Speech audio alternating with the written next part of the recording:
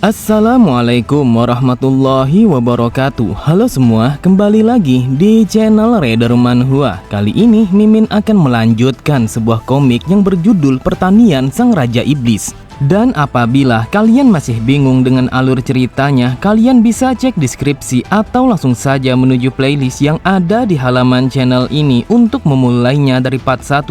Tanpa basa-basi lebih jauh, mari kita masuk di part 5.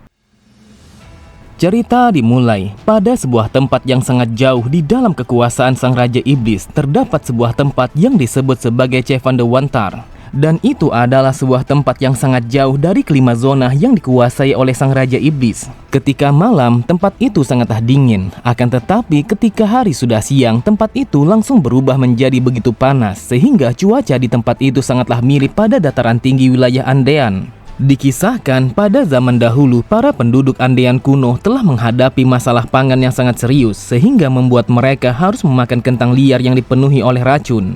Meskipun ini adalah sebuah kabar yang sangat buruk, akan tetapi bukankah kita mengetahui kalau manusia adalah makhluk hidup macam apa?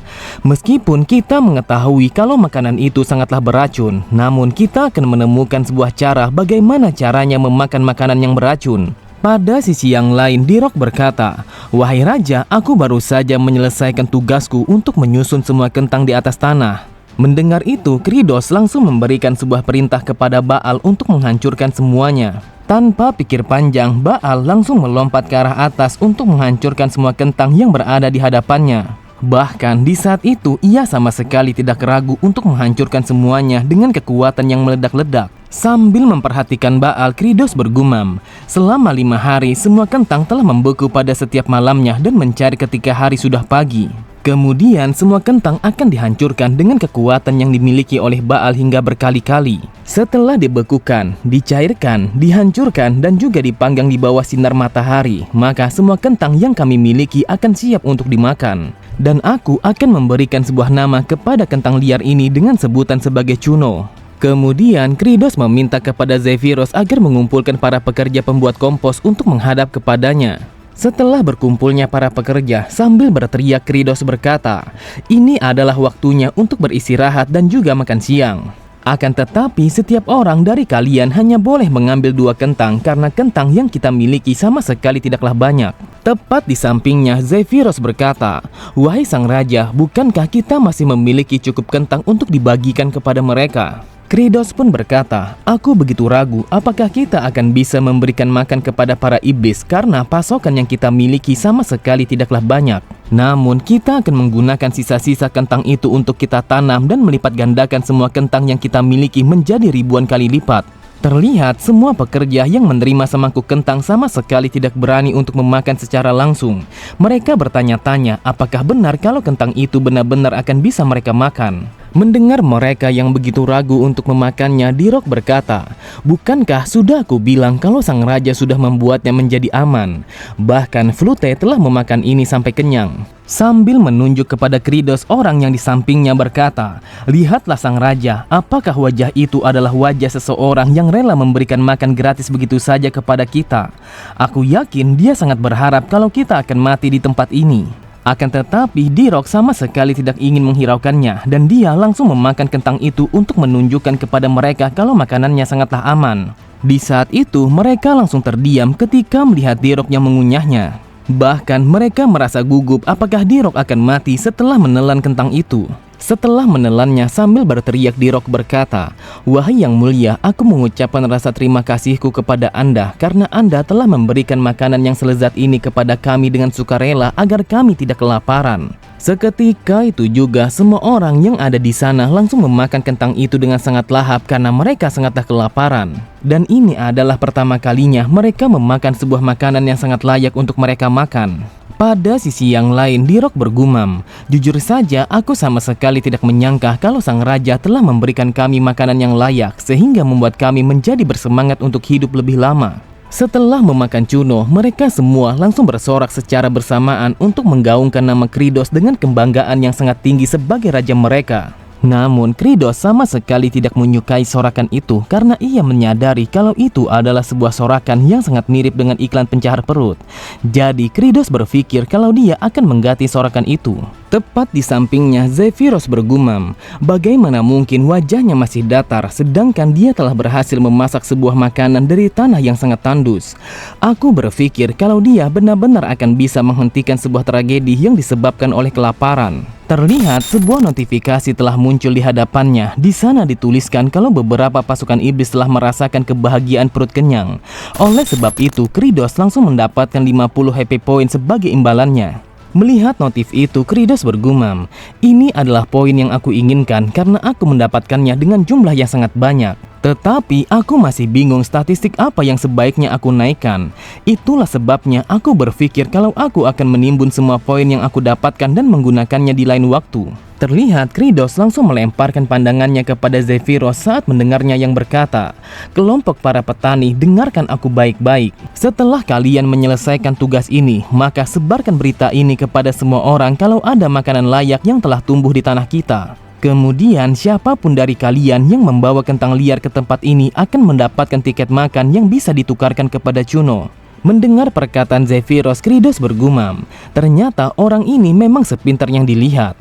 Meskipun dia adalah orang yang sangat menyebalkan, akan tetapi dia adalah orang yang paling berguna. Setelah beredarnya sebuah berita yang disebarkan oleh para pekerja, terlihat para iblis yang berada di dalam desa langsung bekerja dengan sangat keras untuk mendapatkan kentang liar yang berada di gurun itu. Pada sisi yang lain, Hartok sama sekali tidak berhenti untuk memproduksi Cuno yang siap untuk dimakan. Dan di saat yang bersamaan, Sirgi telah bekerja dengan sangat keras untuk menciptakan kompos dengan kekuatannya. Kemudian Kridos langsung memerintahkan kepada para pekerja untuk membawa Asurat ke tanah lapang karena ia akan memberikan nitrogen ke dalam tanah. Lalu ia pun memerintahkan kepada mereka untuk menancapkan tiang Asurat ke dalam tanah agar ia bisa berdiri dengan kokoh. Sambil melancarkan serangan petir kepada Asurat, Kridos bergumam, mereka semua telah bekerja dengan sangat keras dan aku harus melakukan hal yang sama, yaitu untuk memberikan nitrogen ke dalam tanah. Setelah nitrogen dan juga kompos telah diselesaikan, maka yang harus aku lakukan saat ini adalah untuk melanjutkan ke tahap berikutnya. Saat ini kita akan menyebarkan komposnya secara merata kepada seluruh lapangan. Akan tetapi bagaimana caranya kita bisa menyebarkannya karena lapangan ini sangatlah luas. Dan ini adalah pekerjaan fisik yang sangat brutal karena para petani hanya memakan kentang dengan jumlah yang sangat sedikit.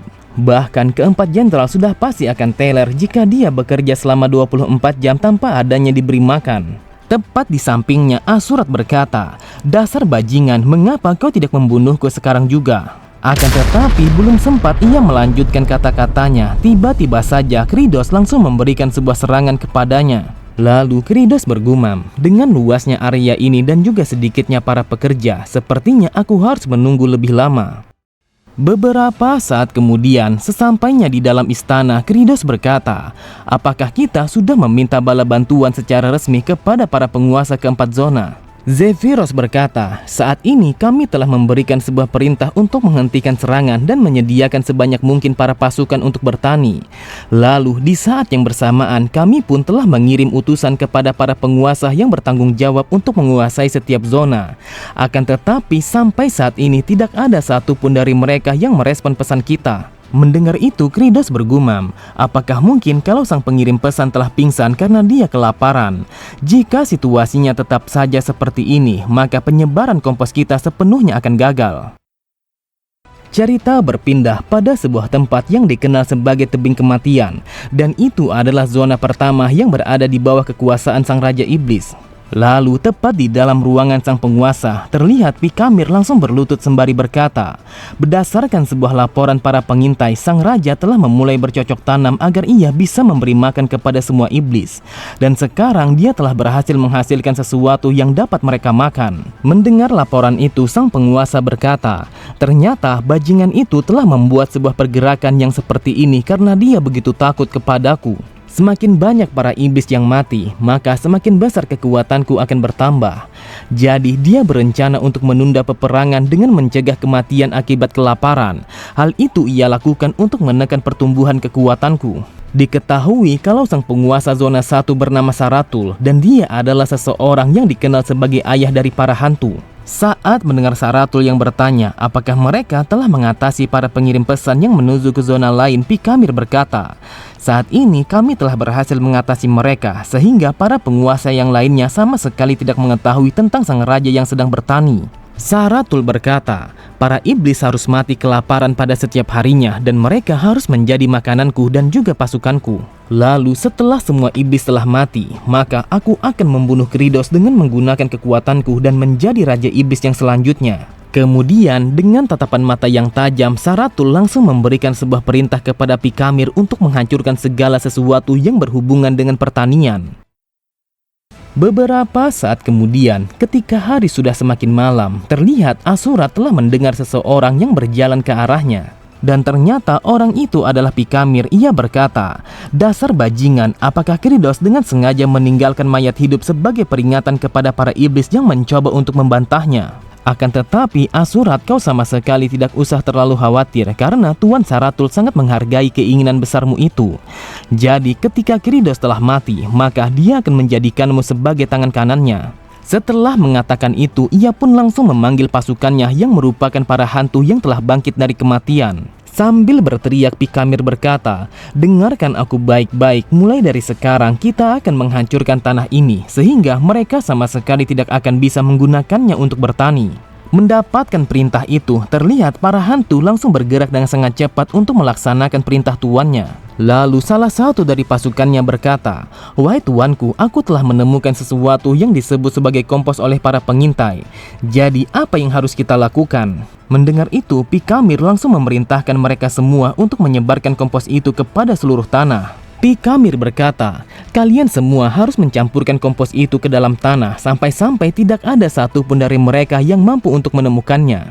Setelah mengatakan itu, ia pun langsung tertawa terbahak-bahak karena ia sangat yakin kalau dia telah berhasil menghancurkan usaha Kridos. Pada sisi yang lain, terlihat Asurat hanya terdiam. Ia sama sekali tidak mengerti mengapa Pikamir dan juga pasukannya telah melakukan pekerjaan yang sangat diinginkan oleh Kridos. Di saat itu, ia teringat dengan apa yang dikatakan oleh Kridos.